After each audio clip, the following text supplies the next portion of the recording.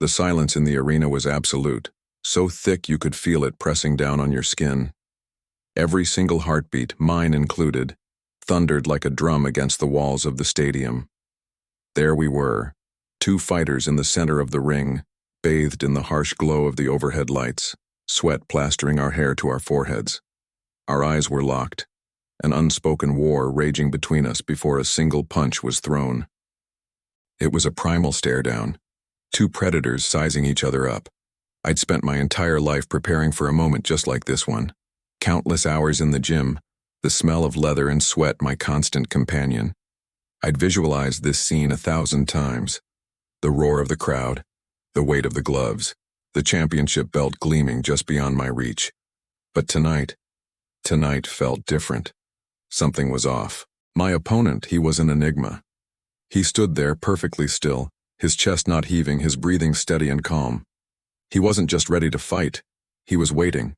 He was a coiled spring, waiting for me to make that one single, fatal mistake. Then it came.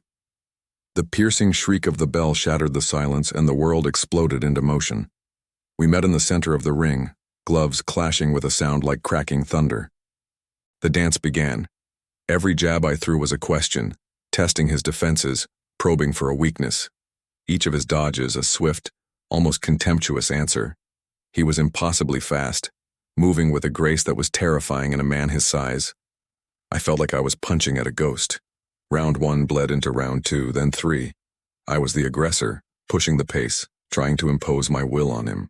I threw combinations, worked the body, dug deep into my reserves of energy. I had to make him respect my power. I had to break that unnerving calm. I landed a solid shot to his ribs, a punch that would have made most men crumble. He barely flinched. He just absorbed it, his expression unchanging. All my training, all my strength, it felt like I was throwing stones against a fortress wall. The crowd was a blur of noise and color, their roars and gasps a distant soundtrack to our brutal ballet. My corner was shouting instructions, but their words were muffled, lost in the hurricane of the fight. The only thing that was real was the man in front of me. His defense was flawless. He parried, he slipped, he rolled with my punches, making me miss by inches, making me waste precious energy. He was fighting smart, letting me punch myself out. By round 5, a sliver of doubt began to creep into my mind. My arms felt heavy, my lungs burned for air. I was pouring everything I had into this fight, and it wasn't enough. He, on the other hand, looked like he could do this all night. The sweat on his brow seemed to be the only evidence he was even in a fight. It was then, in the middle of a frantic exchange, that I saw it, the faintest, almost imperceptible smirk tugging at the corner of his mouth. It wasn't a smile of arrogance, but of certainty. He knew something I didn't. He knew the end was near. That smirk was the trigger. It was the signal. My instincts screamed at me, but it was too late. He threw a lazy-looking left feint, a throwaway punch meant to draw my attention. I bit, my guard shifting just a fraction of an inch to block it, and that was the mistake he'd been waiting for all night. In that split second, his right hand exploded from his side. It wasn't just a hook, it was a missile, launched with perfect timing and devastating precision. I saw it coming, but seeing it and stopping it were two entirely different things. The impact was like a lightning strike. A blinding white flash, then nothing. The world went black. The roar of the crowd vanished, replaced by a high-pitched ringing in my ears. I didn't feel the impact on the mat, but I knew I was down. It felt like I was floating in a dark, silent void. Time stretched and warped. Slowly, sound began to filter back in. The first thing I heard was the referee's voice, distant and distorted, as if coming from the end of a long tunnel. 1. The voice cut through the fog. I tried to move, to push myself up, but my limbs wouldn't obey. My body was a dead weight. 2. The roar of the crowd returned, a tidal wave of sound washing over me. They were on their feet, screaming. Were they cheering for him or for me to get up? I couldn't tell. 3. 4. My vision started to come back, but it was a blurry, swimming mess of lights and shadows. I could see the referee standing over me, his hand swinging up and down. I could see the ropes of the ring, the faces in the crowd, all a chaotic jumble.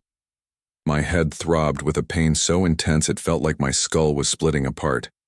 Every instinct screamed at me to stay down, to let the darkness take me again. It would be so easy to just close my eyes and let the count finish. 5, 6. But then, something else kicked in. A deeper instinct. A voice from the very core of my being, the part of me forged in years of pain and sacrifice. It was a voice of defiance. It refused to let this be the end. It whispered, then shouted, "Get up. This isn't how your story ends." 7. I saw my father's face in my mind, the man who first taught me how to wrap my hands. I saw my coach, who believed in me when no one else did. I saw all the mornings I'd dragged myself out of bed before sunrise to run, all the nights I'd spent in the gym until my knuckles were raw. Was all of that for nothing? To end up here, on my back, listening to my own defeat? 8. No. Absolutely not. With a guttural roar that tore from my throat, I pushed. My muscles screamed in protest, but I forced my hands and knees onto the canvas. The world tilted violently. The referee's face swam into focus. He looked surprised. The crowd's roar changed, the tone shifting from frenzied excitement to stunned disbelief. 9. I grabbed the ropes, hauling my broken body upward. My legs were jelly, threatening to give out at any second. I swayed, my vision still blurry, but I was on my feet. I turned to face my opponent, raising my gloves just as the referee shouted, 10! But I had beaten the count. I was still in this fight.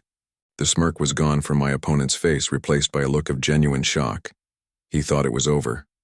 Everyone did. But they didn't know what I knew. They didn't know the fire that burned inside me. My body was broken, but my heart refused to quit. Because true legends aren't defined by how they fall. They are defined by how they rise. The bell for the next round rang, and I smiled. Now, the real fight began. Thank you so much for watching. If you enjoyed this story, don't forget to hit that like button, subscribe to the channel, and ring the notification bell so you never miss an update. We'll see you in the next one.